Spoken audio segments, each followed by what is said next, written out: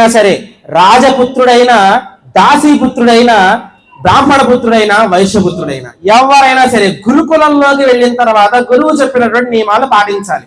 ఇప్పుడున్నటువంటి స్కూల్స్ కాదండి, వేదాధ్యయనం చేయాలి అన్న, ధర్మాచరణ చేయాలి అన్న గురువులు చెప్పినదే శాసనం అవుతుంది. అప్పుడు చెప్పినటువంటి గురువులకి ప్రతి ఒక్క పిల్లవాడు భిక్షాటన చేసుకుని రావాలి. ఇప్పుడున్నటువంటి మన రోడ్ల మీద ఉన్న భిక్షాటన చేసేటువంటి విధానం కాదు, అది ముష్టెత్తుకోవడం. భిక్షాటన అనేది పవిత్రమైనటువంటి వృత్తి.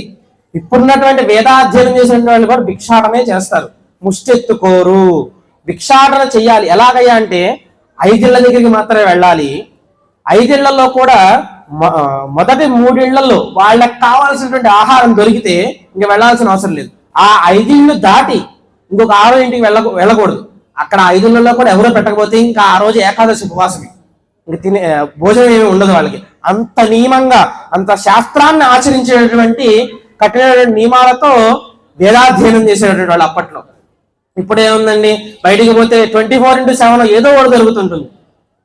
అలా కాదు, సమయానుగుణంగా సమయానికి తగినట్లుగా ఆహారాన్ని స్వీకరించాలి. ఏమి ఆచరిస్తున్నామో దానికి తగ్గట ఆహారం స్వీకరించాలి. అప్పుడు శంకర భగవత్పాదుల వారు ఒకానొక సమయంలో ఏకాదశి ఉపవాసం చేశారు. ద్వాదశి పారణ చేయాలి. ఉదయాన్నే భిక్షాటన చేయడానికి వెళ్ళారు.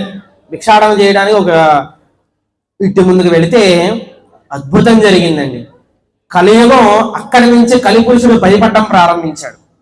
3000 సంవత్సరాల వరకు కూడా చాలా ఆనందంగా విజృంభించుకుంటూ వెళ్ళాడు కలిపురుషుడు.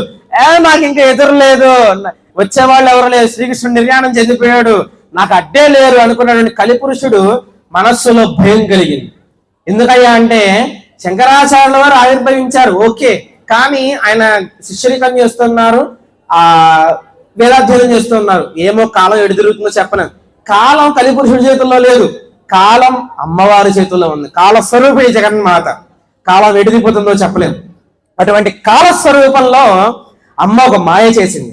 ఆ మాయే కనకదారా స్తోత్రం. ఆ యొక్క